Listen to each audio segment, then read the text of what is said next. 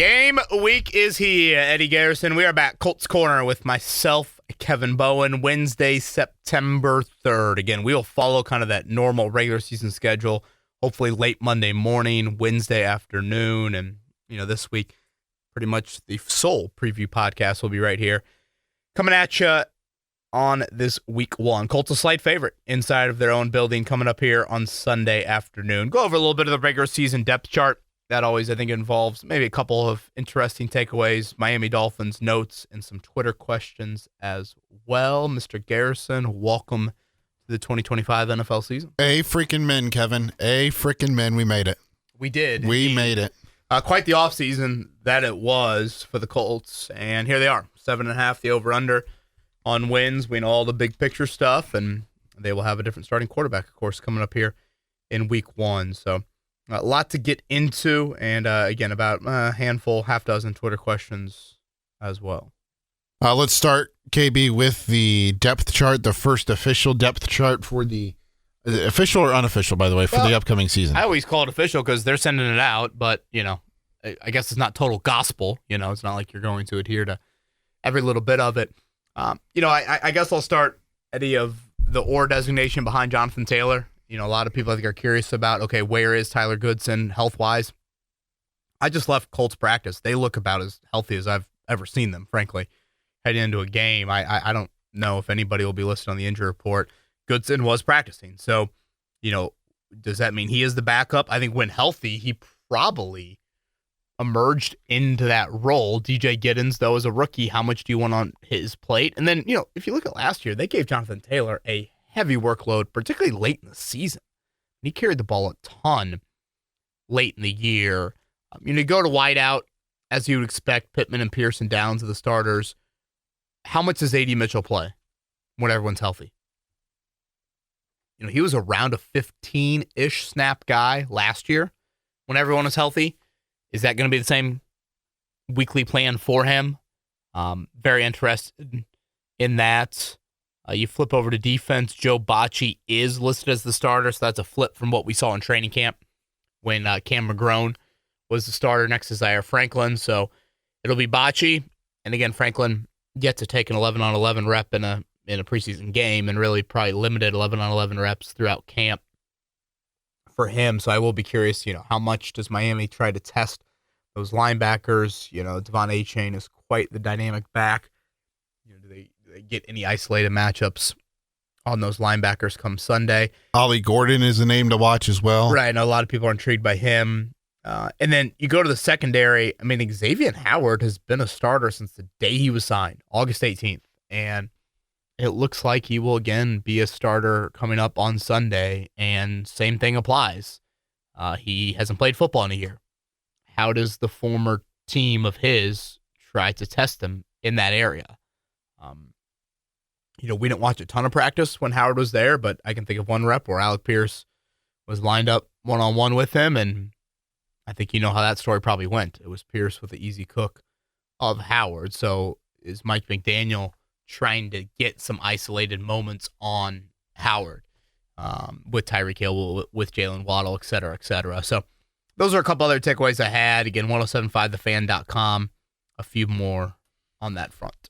Is there something that we need to know about Jalen Jones and as to why, no matter who it's been, he's been the backup corner, wwhether it was Justin Wally or now Xavier Howard, who's not even been here for a month? Yeah, that's a fair point. I've always kind of liked Jalen Jones a little bit. You and I have talked about this, Eddie, of who's a Lou guy and who's not a Lou guy. I understand. I know. And so I'm just trying to provide, I guess, potential context around it. Now, again, he has also missed ample practice time. Granted, Howard just missed a year of football. Do you look at that as fresh legs, or do you look at that as he's got some rust to knock off? So unless I'm missing something, I would think right now Jones is going to start the season having to earn that job back. And we'll see. The Colts are very old at corner. They'll start a 29, a 30, and a 32-year-old in that three-corner package. That's probably one of the oldest trio of corner pairings or groupings in the nickel that you've seen in quite some time here. But again, overall, pretty healthy bunch here, and we'll see it all play out coming up Sunday at 1 o'clock. In that game, they are facing the Miami Dolphins. Indianapolis is a 1.5-point favorite at the moment in the money line is pretty much a pick 'em. At this point, it's -106 for Miami, -110 for the Colts. Over under 46.5. Kevin and I will make our predictions later in the podcast. But examining the Miami Dolphins, KB, we know the quarterback is Tua Tagovailoa. Devon Achane, he has been banged up during the preseason. I think it was with a calf issue. They've had so much this offseason and dating back even to last year with Tyreek Hill and that whole situation. Jalen Waddle is there. They trade for Darren Waller, bring him out of retirement. He's now their starting tight end. They have a really banged up secondary. If you didn't catch Kevin there, Darren Waller did not practice today, but this could be an opportunity for Daniel Jones coming out of week 1 to be able to have some success in the air just because of how depleted Miami is with injuries to their cornerback room. Yeah, I think that's a good overview, and thank you for laying it out like that. Let's start with the obvious, and it's Tua. I think it kind of goes without saying, but I don't know. I feel like Tua sometimes there's a pretty negative connotation associated with him. They are a much better, totally different football team when he's out there versus when he's not. Record-wise, they're 17-11 over the last 2 years when he plays. Completion percentage-wise, he led the league last year, and when you think back to last year's matchup, a lot's different. No Jonathan Taylor in that game. No, obviously Anthony Richardson started. Again, it was Tyler Huntley and Tim Boyle in that game. So much is going to be different, but that offense just it operates probably one of the more drastic ways in a 180 from their starter to what their backup situation looked like. Zach Taylor is actually there. Zach Taylor. Why am I acting like that's not his name? He was a kid from BYU who likes moms. Zach Taylor. Zach Wilson. Zach Taylor is the Bengals coach, right? And his brother is at Utah. He's a Ute. Oh, really? Okay. Mm-hmm. Okay. Good luck to the moms and not Provo, wherever Utah is. So they will operate a whole lot differently. Like, it's hard for me to look back at last year's game. I don't know if you remember that game. That was the Grant Stewart game. Tons of tackles, and Shea Alubi has that huge strip, and the Boo Birds are out. I was painfully in attendance at that game. Oh, it was a 16-10 game. It was a slog. It was such a miserable game there. And, when you look at these two franchises, they're both kind of right in the middle. Mm-hmm. And if you look at hot seat odds, I think it's Brian Dable number 1, and then right there, you're going to find Mike McDaniel and Shane Steichen second and third. I echoed this when the schedule came out in May, Eddie. To me, if you're ranking the most important games on the schedule, this one would rank right up there with any. And, Houston probably deserves spots 1 and 2, but I'd put this 3 or 4, just based off what the wild card landscape could look like. Yes, obviously there's some week 1 importance. I understand all that, but even if this was a week 5 game or a week 10 game, I think it carries that type of weight to it. We know the week 1 streak. It's well documented. 10-1. You've lost 4 times, or lost or tied, I should say, 4 times as the favorite. Thank you to all of those that responded via DM and whatnot. Yeah, that was our fantasy football question, wasn't it? Yeah, it was.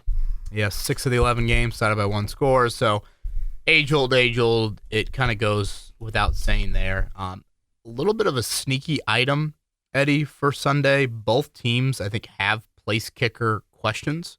The Colts will obviously have Spencer Schrader. He has kicked just 5 field goals in his NFL career, kicked for 3 teams last year. Jason Sanders is hurt for the Dolphins. He's a very accomplished kicker. Riley Patterson looks to be the guy they are going with.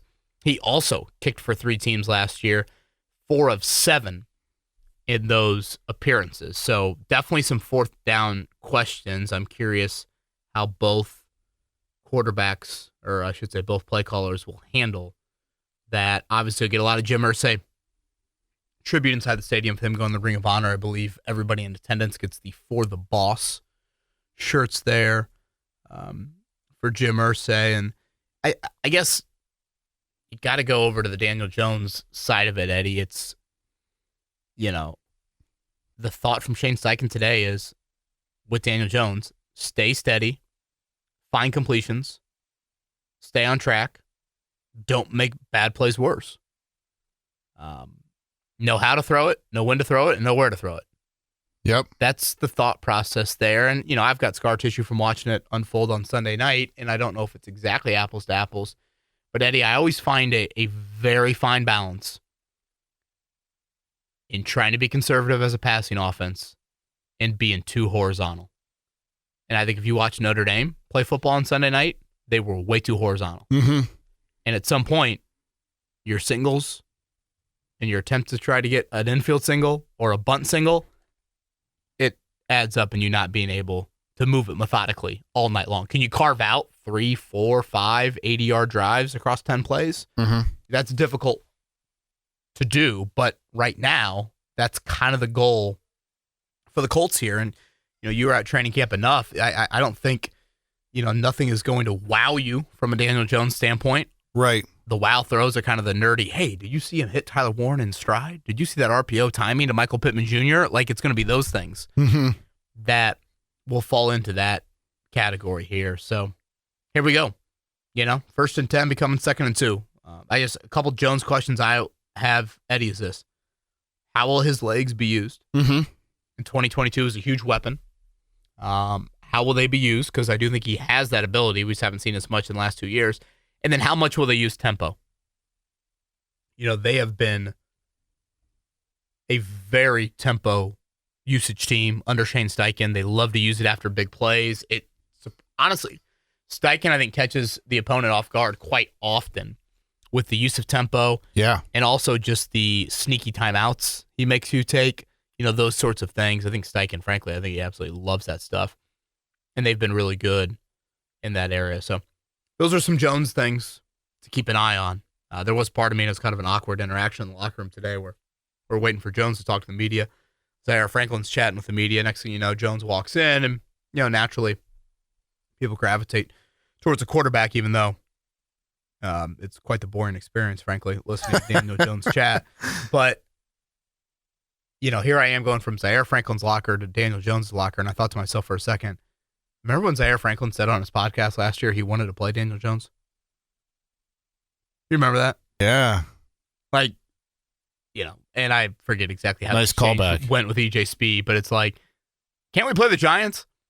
And I think he'd act like he was catching an interception on like the video of the podcast, like Daniel Jones, and he mentioned that name.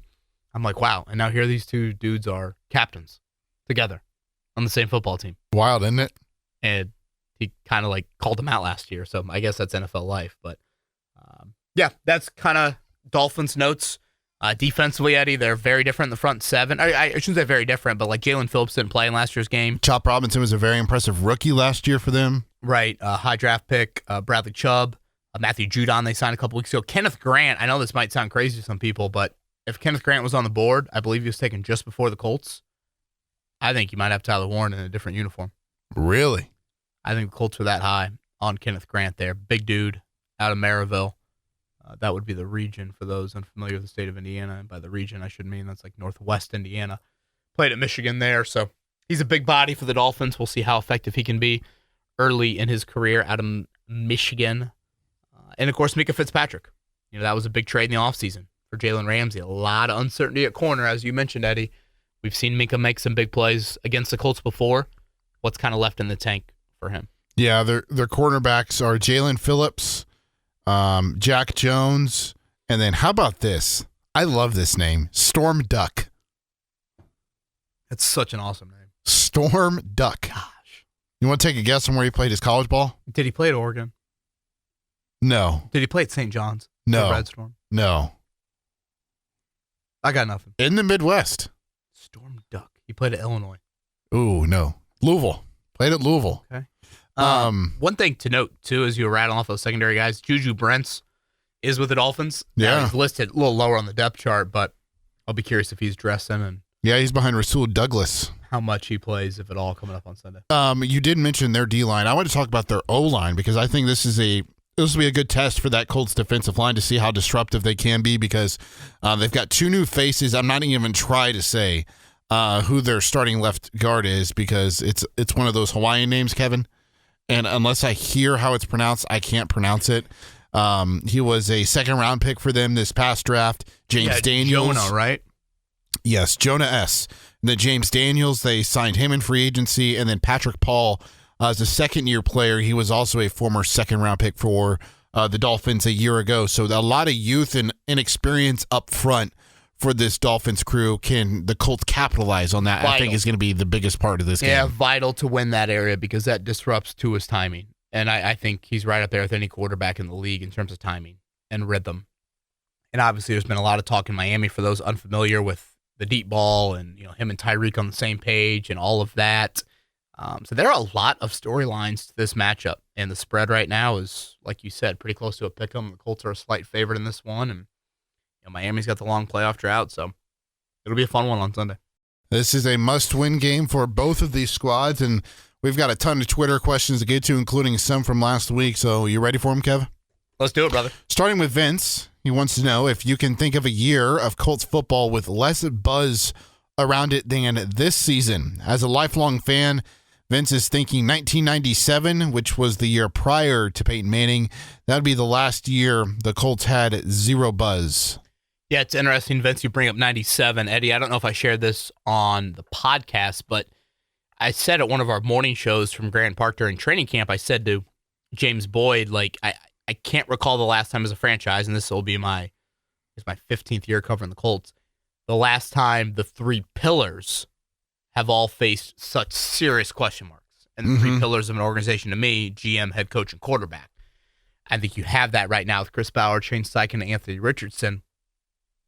And Mike Chappell, who's covered the Colts since they moved from Baltimore, happened to be in the vicinity. I said, Chap, you'd be the perfect person to ask. He brought up 97. After thinking about it, he's like, yeah, I would have to go back all the way there. And, again, I've heard that crowds were, I believe, the lowest they've been at Grand Park in their 7 years. Preseason TV ratings, very low compared to what they are used to. So, I think in general, Vince is largely right. I think there is I actually got a tweet. Now that we're in the regular season mode, I'm going to, do these daily Wednesday notebooks of, got a lot of information tidbits in there on that upcoming game and what happens at media availability. And when I tweeted out the one today, the first response I got was, I believe the responder said, beginning of the end starts on Sunday. And when you say that, beginning of the end starts on Sunday, I can hear people out on it. I've brought it up before. Does this have the feel of like Chuck Pagano's 2017 season, where you knew Chris Bauer wasn't going to keep moving forward? Is there a little bit of a vibe of that? And while that might be the case, so much can change if all of a sudden September starts to turn around and you imagine them winning an opener for the first time since 2013. And if you look at the schedule, Eddie, they could be favored in 4 of their first 6. Yeah. It is it's right there for you, especially with the home games and a rookie quarterback being one of the 2 road starts. We'll see where Matthew Stafford's back is by week 4. So, yes, I think big picture, you do have some questions, but record wise, I'm not, I guess I would say right now, I'd probably say 9-8, something right around there. I don't see it just bottoming out by any means. So, but yes, from an apathy standpoint, Vince, I would say it's been a constant theme. I hear it almost daily from different people. This is how I feel, season ticket holder, blah, blah, blah, all that. Jamie states all the talk about where the blame lies with regards to Anthony Richardson. I have seen a few claim it was the evaluation. Jamie believes it was Nate Atkins on his podcast that said he was the only person at Anthony Richardson's pro day from Indy. He said Morocco Brown did end up there, but by accident. With a decision of this magnitude, how can this be defended? By the way, shout out to Nate Atkins. Did a really nice job on the Colts beat. He's now off to cover the Rams for The Athletic. Good for him. Good dude. Good dude. Asks really good questions. In my opinion, I think he creates great content. I enjoyed reading his work, and him and Joel Erickson were a great duo for the Star. And, of course, Joel will be there doing the heavy lifting until they find somebody else. Jamie, I guess when we come back to the Richardson question, every time I'll continue to use the phrase organizational failure in the evaluation. I think, Eddie, it's a really difficult balance beam to have to walk across for organizations when it comes to the draft. You want to keep your cards close to the vest, but you also have to be absolutely psychotic about the background in the digging of that and the FBI nature that you have to have in finding out so much. I've always heard that, the Colts had some intrigue in Jordan Love, but then late in the process, they backed off because of that quarterback character. And, you kind of see how the drafts have played out and the organizations have played out for Indy and for Green Bay since then. I thought Zach Kiefer had a really good piece in The Athletic earlier this week about, kind of quarterbacks and not working out. And, the Kevin O'Connell quote that I think went pretty viral last year that, organizations fail young quarterbacks more than young quarterbacks fail organizations. I think there's a lot of truth to that. Obviously, there's chunks of the pie on both sides of it. I thought the Ballard quote within the piece that was interesting was, it's easier to find one when you've got one. I don't remember him ever saying that before. Now, he referenced specifically his own history, Alex Smith with Kansas City, them drafting Mahomes with the big trade up. He also brought up Joe Flacco to Lamar Jackson. I believe that the next year's draft after the Mahomes one, obviously you've seen it with Green Bay. They are the poster child of it with Favre and Rodgers, and then Love and Rodgers as well, and that's worked out beautifully. It kind of goes back to that 2020 draft, and I know we've brought this up a lot, but if you thought Rivers, if you thought you're going to get him, sign him, which obviously you would have known that before the draft, and you don't trade for Buckner, would that have been the time to go ahead and try to do hey, let's pass the torch. Let's have Phillip Rivers be the starter, maybe 2 years at best, and then he can pass the torch to the young guy. And, of course, that draft had the 3 quarterbacks of Tua and Burrow and Herbert and then Jordan Love in the 20s and Hurts in the wherever he went 50s in there. So yeah, I think it'd be unfair of me to probably make a judgment on exactly how much homework the Colts did on Anthony Richardson, but I do have questions there. I have questions on when Ballard was talking about just the position and how you draft one. I always remember him saying you don't draft one to draft one. When you draft one, you have to have a plan in place and you have to know what you're going to do once you get him. And pretty much it just went out the window as soon as they got Anthony Richardson. Yeah, it's funny you bring that up, Eddie. I went back and started looking at some old combine press conferences with Ballard in recent days. I forget what quote I was exactly looking for, but I came across him asking about what you want in a young quarterback, and he was asked specifically about accuracy. And this is probably 2020, 2021. And he said in his answer, you can't dramatically improve accuracy. Well, 4 years later, that's what you tried to do and are trying to do. I guess I should keep it in the present sense for now, at least. So, again, Zach's piece I thought was really good. Matt Hasselbeck said,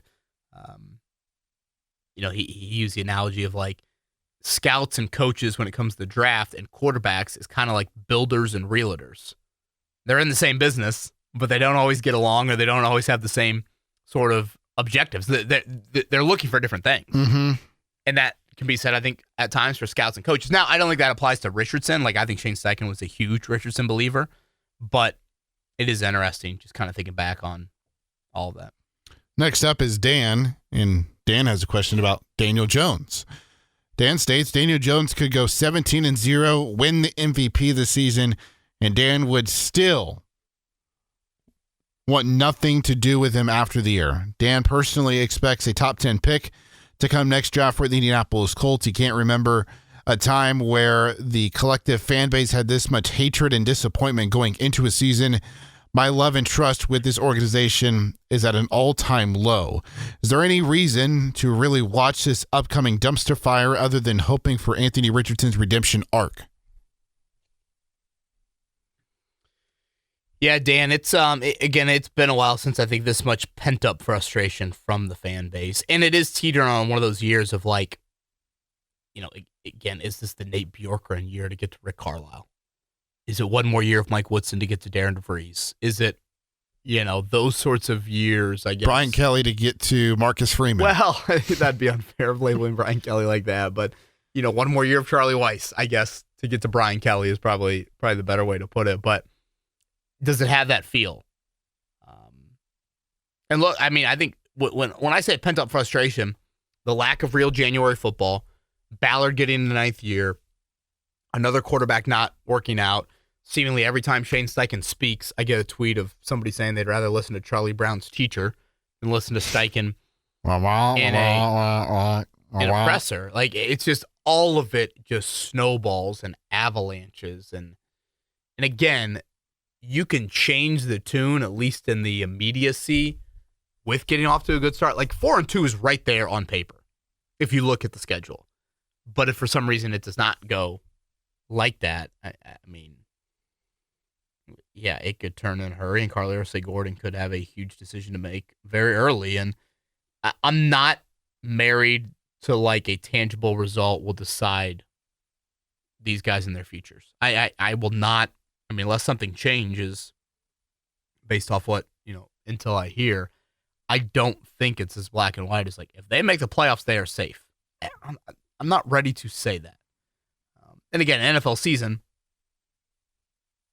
the movie might have the same ending, but it could look, very different in getting there.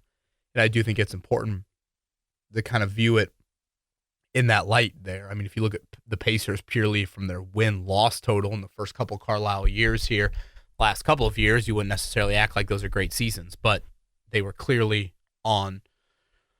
The arrow is pointing up, I should say, and trajectory-wise, it obviously turned into what it's turned into here the last couple of years. So there was just a clear direction on where things were going. Yeah, and a clear positive direction. Right now, the direction is just in such a negative light. Colts practice report out, only player on it. Tyler Goodson, limited participant with elbow injury. All 53 Colts practice today. He does have a big old wrap on that thing. To kind of piggyback off of this a little bit, Kevin, you think it's more likely, or I guess I should say, which is more likely, the Colts have a top 10 pick or a bottom 10 pick? Yeah, I did this with Stephen Holder earlier today. I did top 8 versus bottom 8. I did the quartiles. Nice. So, bottom 10, that means you're a playoff team. Mm-hmm. That means you probably won the division, or, I forget exactly how the NFL does their order based off playoff results. But I would say bottom 10, like a 22 to 32, 23 to 32. Yeah. I mean, they've been 8-9 and 9-8 each the last 2 years. I think the defensive system is important to change it up. Mm-hmm. And I think the addition of Tyler Warren is big for this football team. Not thinking that Daniel Jones is going to come in here and be, whatever, Alex Smith 2.0 but that's the thought there. The thought is Ryan Tannehill with the Titans, Alex Smith with whatever teams you want to put out there. Brock Purdy with San Francisco. Sure. That is the thought. And for that to happen, you need to be damn near perfect in the other areas. Taylor can't get hurt. The O-line can't take a step back. Your pass catchers need to look as good as they look on paper. Those sorts of things. Dak Prescott in the early years in Dallas. That's kind of what they were doing. Mm-hmm. Hypothetically here from Bailey, if Tom Brady would have signed with the Colts in that 2020 offseason, does he win another Super Bowl? Oh, boy. So you would have just, instead of getting Rivers, you would have gotten Brady. You still would have traded the 13th pick for Buckner. I don't. What were they? The 7th seed against Buffalo. Didn't Tampa win right. all 3 of those games on the road? In that playoff run? I thought they had a game at home against Philly. Did they? I thought their wild card game was against the Eagles at home. Boy, and that defense was just wrecked Mahomes in the Super Bowl there. So I don't know, Bailey. I like some good offseason hypotheticals, but I'm not ready to say that just yet. I still think getting through the AFC at that point was just a different sort of juggernaut. Now, granted, Tampa had a hell of a run, but I don't know if I can go there yet. You imagine Brady lifting the Lombardi for the Indianapolis Colts? I got my years mixed up. They were at Washington, at New Orleans, at Green Bay. So, yeah, all 3 on the road. Wow. And, of course, isn't that the year the Super Bowl was in Tampa? Yes, correct. Yeah, so they got a home game of the biggest granddaddy of them all, right? To round out Twitter questions, Mayhul. KB, I love your analysis in the organizational failure that is the Anthony Richardson experiment, all the way back from the scouting to the 3 years of quote-unquote development. From all accounts, Richardson is currently better than he was post-training camp of 2024 and 2023. However, this is the year they decide that he isn't ready or consistent enough to start. wouldn't the right idea have been to have him sit behind an accomplished veteran for the start of his rookie season? As one of the biggest projects in league history, Richardson directly needed a Hasselbeck-type mentor at the beginning of his career. My question basically is, how are these people getting paid to run a multi-million-dollar organization like this? Yeah, I brought up that Ballard quote earlier, Eddie, of like, sometimes the best succession plan is to draft one when you have one. I don't think the Colts made a very concerted effort, and haven't done really in any of the 3 seasons with Richardson, to find another quarterback in the room to serve mostly as a mentor. And I do think that is an important part of the maturation process, developmental process, however you want to label it, for a young quarterback. I think that's really key, particularly when the position coach is not this, 30-year-old veteran or, a guy that's maybe played the position. That to me, I think that is a misstep in this process. And again, go back to how Andrew Luck was treated with Clyde Christensen, with Bruce Arians, and then Matt Hasselbeck in 3 of his first 4 years. So that's just a very, very different way. I mean, again, that's Andrew Luck. I mean, that's very different than how that was handled. So that to me is just, I think it's an important starting base when you're trying to, make something out of the developmental project that is Andrew Luck, that is Anthony Richardson with that. So, yeah, it just, it's obviously hard. And what the Colts were attempting, I think it was very difficult. But some early steps that were put in place, I think, could have aided you. But this is what makes a little bit of the Richardson thing so difficult. And I still get this now from people. People are like, hey, this is great. He's finally going to sit. He's finally going to learn. And it's like, okay, well, he's also sat before. He sat for 19 of his 34 games. And then B, whenever he gets back in the lineup, Eddie, he is still only 15 games into his NFL playing career. Yeah. I mean, that's still a very low number. Mm-hmm. He's 15 plus how many games at Florida? 13? So he'll be 28 games into his college or NFL playing career. How many college and NFL games has Bo Nix played in? Yeah. How many college and NFL games has Jaden Daniels played in? Bryce Young, yeah. I mean, 70-ish. And if, let's say, Richardson goes the entire season without it, those guys are going to be close to 90, and Richardson's going to be stuck here, again, at 28, whatever the exact number is. So, is there still more on-field maturation that has to occur? Like, that is, I think, one of the very difficult things about the entire project is there's so many layers to it. As much as he probably needed to observe, he also needed to play. Yeah.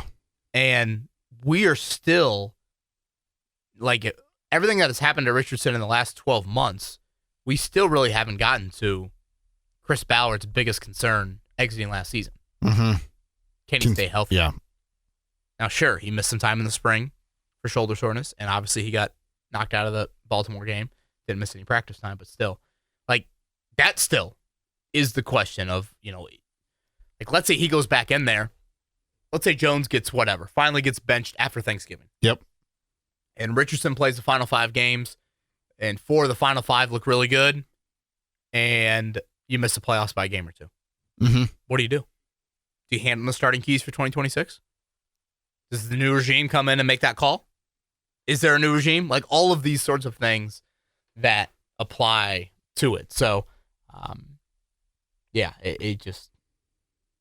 it's so damn complicated. All right, KB, in conclusion here, we have to make our prediction. But before that, I want to give you some like rapid fire type questions to have a little fun here to round out the podcast. All right, are you ready? Yes.